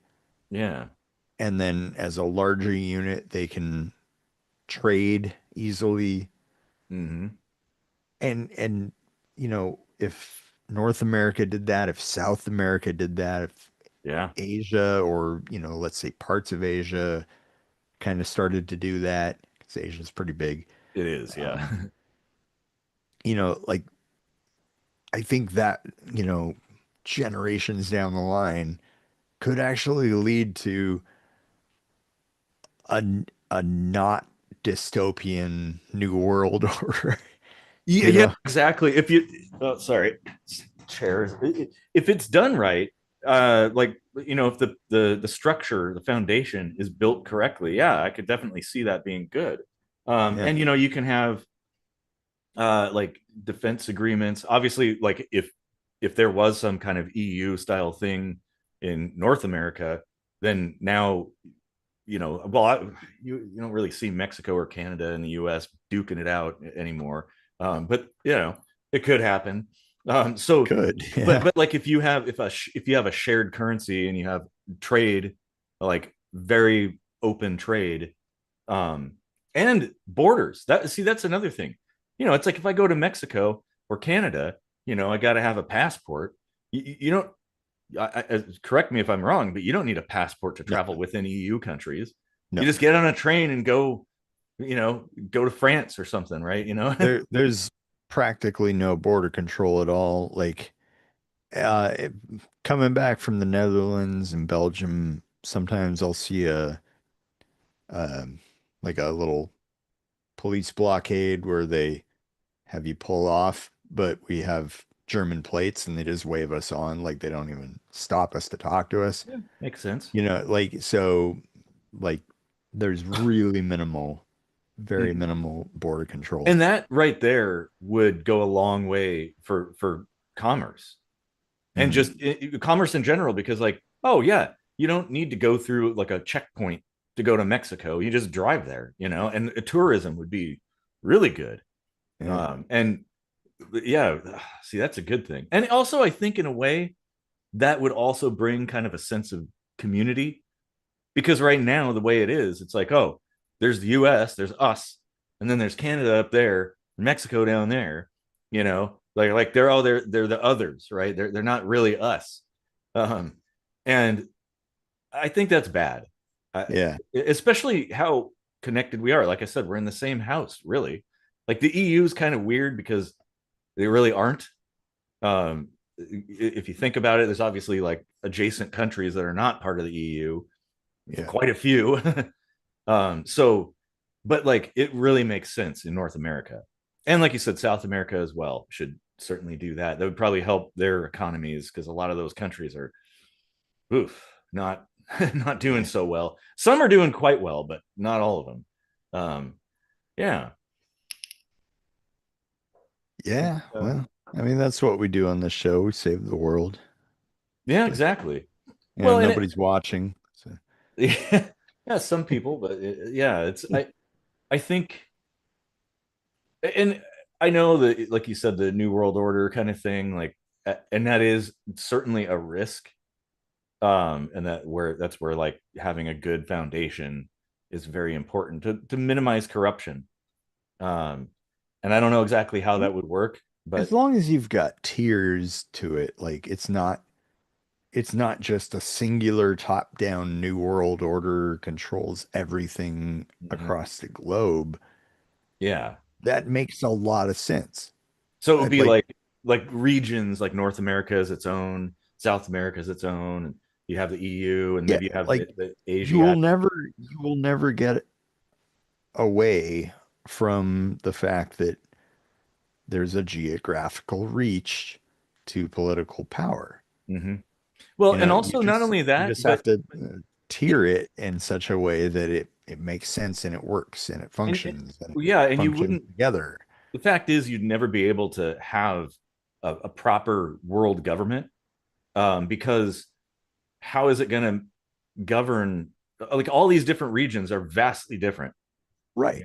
like And very and different they culturally. need different scopes is what Yeah. they need, like the the new world order, let's call it, Hmm. would probably have to exist in an external viewing sense. Yeah. Like, how do we represent the Earth to other planets?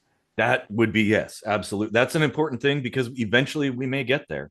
And it's Everything funny, else is inward facing, like how do sure. we make all the global unions play nice with each other? And then Mhm. within that, how do we make all these countries in our continent play nice together? And Sure. Well, you I just go guess from like there. a structure like that, or even like if you just were to say the US on its own, like the federal side of things really should only be tasked with a handful of duties. Yeah. One being uh, managing the monetary system, making sure there's not counterfeiting, creating a robust financial system for the purpose of trade, um, settling disputes, and keeping the peace, which Yeah. would also involve some kind of outward facing, like, hey, if we get attacked by somebody, we've got to be able to coordinate defense. But the defense, here's the thing, it can't be centralized. It has to be distributed, like militias essentially. So everybody's in it, and I honestly believe that it should be like Switzerland, where everybody's part of the militia, and in times of need, they can call on you, to protect the country or whatever, something like that. Or if, like, say one section of a country is attacking another section, right? Like this state is they're invading another state and they're killing people. Like, okay, we got to come together and stop that because that's not good. We want peace, um, and that would be good. And what that's this is the thing too. Having a militia structure that's distributed instead of a centralized military is that it's really hard to, like, it would be really hard for the federal government, say, to be like, oh, we're going to invade this other country that did nothing to us. Like, Right. people will be like, no, no, they're not doing anything to us. Yeah. I mean, yeah, a lot of that has to do with how we handle the military too. Mm-hmm. Like the military here in Germany is very different psychologically Yeah. than the United States military. Oh yeah, for So sure. it's like you can have an effective military defense without having this psychotic fucking patriotism Mm-hmm. burned into their like subconscious. Like Well, there really is like brainwashing activity sure, in the sure. United States Oh, military. that 100%. That's what they do to you. They break you down and then they build you up again. Hmm. Um, and so, what I would say from a military standpoint, like, everybody would be part of the militia who is capable, right? You're all part. We're just training. The one thing too, it's like also that can be a benefit in that it gets people to work together and that kind of thing from time to time. When it comes to, and that's small arms, right? So your average person would have like a rifle and a pistol. It's your typical thing, and that's who you call on in general to be the ground people. But then, of course, other countries have a lot of other military tech, like fighter jets and satellites and shit you got to deal with. So then you have the state guard that takes care of that. But that's the thing. Why look at a military or a militia like a purely offensive force? No, no, I think it should be more than that. Like for instance, the state Like guard and the national guard. science and Like, all kinds of stuff, like everyone has something to offer.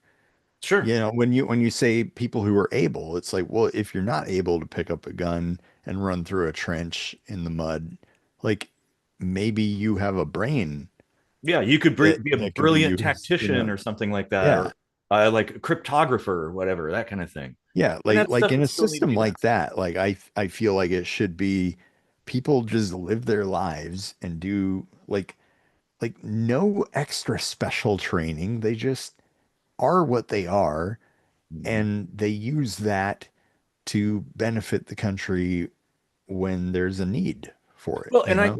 what I was going to say, It's as simple like, as that. kind of along that line, is that something like a state guard or whatever, the militia, would do what the state guard and the national guard does in a lot of situations that are not military, like a natural disaster. They Yeah. come in and help clean things, building bridges, repairing things, like whatever, rescuing people, like that. And they're coordinated. Yeah. They're on paper a fighting force, but they do a lot of other things. A guy like Coast me Guard. could be there to uh combat biological warfare or, like administrate vaccines or something. Like there's always some application Mhm. of whatever specialty that could be applied toward a militia or military application. Well, yeah, And you and don't one thing. need the grandiose fucking, hierarchical structure for No, that. not really. But like what I'm saying, like the state guard would be for more like, so every state would have their own state guard that is like taking the place of what our current military is for the bigger stuff, right? Yeah. Like intercepting incoming fighter jets or whatever, something like the bigger shit when like the average person isn't going to be able to tackle that. And then the average person would basically be part of the militia, and it's like, okay, we're all part of it too, which is also that kind of stops that us versus them sort of thing, because it's like, oh, Yeah. you have the civilians and then you have the military, right? And they're seen as two completely different things, when it's like, yeah, at the end of the day they're really not. um Right. you know. They're definitely not. They're all civilians. Sure, but that's one of the things when it comes to like a national defense, to keep other countries who might have their eye on the prize that would be North America. If Yeah. everybody was part of the militia, But like, im importantly, they are all civilians. They should not be seen as or treated as property of the government. no, no, no, not at all. And that's kind of my point. Yeah. Like, make it like it was back in the day, mostly a militia. Yeah. You know, you just whoever is in the federal side, they're like, hey, there's this thing, we need everybody that can to come here and help with this, whatever it might be. It may even be in Canada, like some fires or something, and they need some people at Mexico or whatever, a big flood or an eruption, or who knows, you know. Or maybe they get attacked, and okay, well, we got to come to the defense of North America, Yeah. you know, that kind of thing. I'd like to see that, and then, you know, that would go a long way towards get like ending this, like, us versus them, and people squabbling over bullshit that. You know, it's actually very poetic that we started talking about domestic terrorism and ended with a globally united new world order sort of kumbaya Mhm. situation. Like, And I think, see, this is maybe the direction, the psychological side of things, um, is that people say, well, we can't achieve that. You know, like what we were saying before about like creating a new system, and you know, cleaning house, so to speak. Um, because people are looking at it from an antagonistic standpoint. Maybe we should be looking at it from a humanitarian standpoint. Like what we're talking about here, let's make that the goal, and we'll work towards that goal. We may not get there, but like, hey, if that is the ultimate outcome that we're wanting to achieve, then our actions will be dictated by that, and will be, you know, probably more effective, I think. yeah, Because I mean, I don't know what other people want, but I don't want you know, a corrupt, evil government that's a tyrant. You know, I don't want conflict with other people. You know, why? Who would want that? Like, don't we all want to just get along and have a good life and work together? And I mean, doesn't everybody want that, and be you would think safe and so. stuff? Yeah, like yeah. Let's see, we have some comments too that we should probably get to. Uh, there are about 3 or 4 states that could opt out of paying federal taxes and the government would shut down. Yes, yes, this is true. But screaming "I don't like you" at the uh, giant stepping on your head seems pretty useless.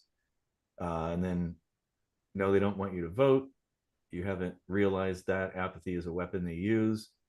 They're counting on apathy to keep doing what they do. Yes, yes, and I think we kind of address that sort of. Do you know what the first use of state militia for federal defense in the freshly minted USA was?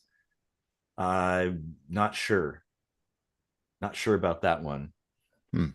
but I know it's early.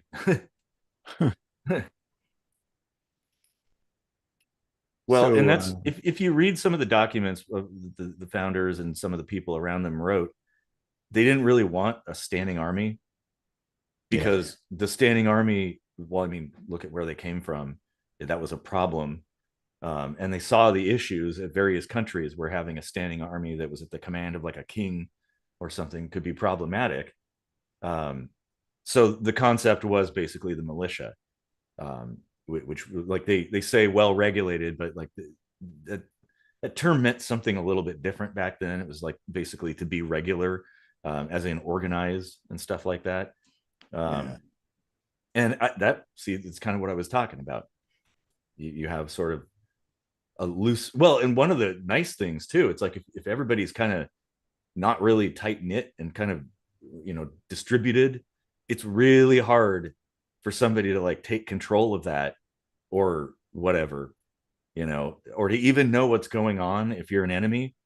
Because there's like nobody has, like, maybe there's no central plan or whatever. Hmm. So, for anybody watching on our Facebook page, I just posted this that I had been talking about. Um, I posted it on my personal page a few days ago.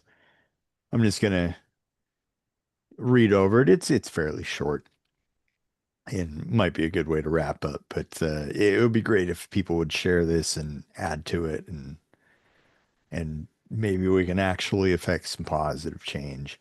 That'd be nice. Um, so the United States was founded on the idea that eventually it would have to be burnt down and started over.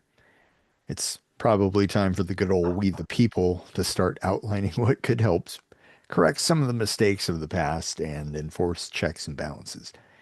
I've started a list, copy and paste it, and add your ideas, and let's see where it goes. So the first thing I outlined here, an ethics board chosen annually by a random lottery. All past legislation, all revisions to Constitution, all Supreme Court decisions must pass review by the ethics board, comprised of the people, not of the government, and rejections may only be based on oppression of rights, violation of ethics, etc., not on legality or policy specifics. That's not your scope. Mm-hmm. Nor can the board rewrite or revise any of this. They can just say no, you know, Mm-hmm. and all the election results are handled by this board too. Like all the counting and everything like that. That needs to be handled by the people, you Got know, it. Mm-hmm. because then it's not corrupt. The second point, have an external branch. I think we talked about this a little bit. External branch for handling foreign affairs, and that'll be comprised of a mixture of foreign diplomats and elected officials.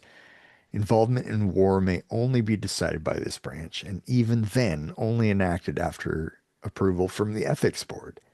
Mm-hmm. And the external branch is self-contained government, no internal policy involvement. It consists of its own executive, legislative, and judicial branches. Its decisions cannot be overruled by the internal branch, only the ethics board. Presidents, legislators, judges are chosen by all of them, chosen by ranked choice voting by the citizens of the U.S., and the VP is appointed annually by the UN. I mean, that could probably be changed, but like it was just an idea I had. Yeah. Um, Third point, Economic Oversight Committee. This should be a big one. Will be in charge of enforcing compliance with federal budget restrictions, ensuring only public tax funds are used to fund election-based operations. Donations may be made via one's annual tax return, so there's a paper trail, Uh-huh. but may not exceed the lesser of 5% of their taxable income or $10,000. So that nobody's like buying elections. Mm-hmm. Positions are elected every 2 years by the ethics board, ensuring elected officials do not engage in insider trading, thoroughly examining public officials' financials to ensure their annual income from direct government does not exceed 5 times the federal minimum wage, and that all elected officials' first terms are at federal minimum wage. Mm-hmm. So they'll be more inclined to keep federal minimum wage at a decent fucking standard. The fourth point, taxation representation branch. This will be a small legal team appointed by the ethics board, tasked with reviewing all tax-funded legislation and taxes levied on the people, and translating it into layperson terminology, publishing it to the website. Citizens at any time, regardless of whether they voted or not, and this is what I was talking about before, Mm-hmm. may upvote or downvote the tax-funded legislation in real time. Periodic review by the ethics board and other appropriate departments will be triggered when the negative feedback exceeds 66%, and the tax-funded legislation will automatically be voted on again by the people, regardless and especially if it was passed without a vote by the people. Regardless of feedback, all tax-funded legislation will be subject to review for renewal every 5 years or will otherwise lapse to prevent waste. And Mm-hmm. then internal branches will no longer operate without term limits for each position: executive, legislative, judicial. Age limits of 58 for beginning any elected position with a max of 2 4-year terms. So, like, 66 is like the oldest you will ever be in politics. Mm-hmm. Uh, Pensions for politicians will begin with Medicare enrollment and never exceed a 1-to-1 match of their Social Security monthly payout. No person convicted of a felony may ever hold elected office except after having served 100% of their punishment in accordance with time which is typical for that crime, not like, oh, you get off in 2 months, uh, and a grace period thereafter of 10 years to show proof of successful rehabilitation, because you have to hold these people to a high standard. Yeah, exactly. The Electoral College will be dissolved and primaries will be open to any party. Ranked choice voting will reduce candidates in each party to three choices with no limit on numbers of parties represented. So you just have a voting fucking free for all. Mm-hmm. Again, it doesn't matter how many people vote. You just need a majority, you know? Like, Yeah, that's simple. The vice presidency will be a separately elected position. I know I said this was you short, but did. it's sounding long. Uh, Yeah. it's And almost over. actually gotta go soon. So, Okay, yeah, yeah. The vice presidency will be third to last point. mm, Separately elected position, 3-year rotation, one-term cap. In the event of assuming the presidency, the VP become president, completes the former president's term length of the remainder of the 4 years, but their vice presidential one-term limit still applies. A normally elected president may serve 2 4-year terms. This allows leadership positions to be fluid, always providing overlap with the prior and next administrations, and restores the ability to have two different parties leading together. mm-hmm. Second to last point, executive orders are to be used ethically for emergency situations and will expire after 3 months with no possibility of extension. All executive orders must pass the ethics board approval or will be terminated earlier than those 3 months. And finally, the presidency no longer serves as commander in chief of the U.S. Armed Forces, but reserves the right to be briefed by and consult with the secretaries of each branch. So Mm. that's just kind of what I came up with at first. That's pretty good. That's a good start. Yeah, like it definitely covers a lot of oversight, I think, Mhm. that we've come across in the 250 years. Yeah. Mhm. Hmm. So, Really good. yeah, Good share way. that. Good way to end it. I think. Yeah. Yeah. Cool. And like and share on Facebook too. So, Yep. And of course, if you're watching this after the fact, leave your comments down there. Whatever you think about any of this stuff. Yeah. Cool. Well, I guess that'll conclude this episode then. yeah. Sweet. All right. And well, we'll be back next week for something different. Who knows? Maybe just cover another thing that we've covered before that there's changes or Yep. whatever. I mean, shit, we have so many episodes. It's like we always say, well, we should come back to that. And Yeah. so Yeah. We'll never run out of topics. no, no, never.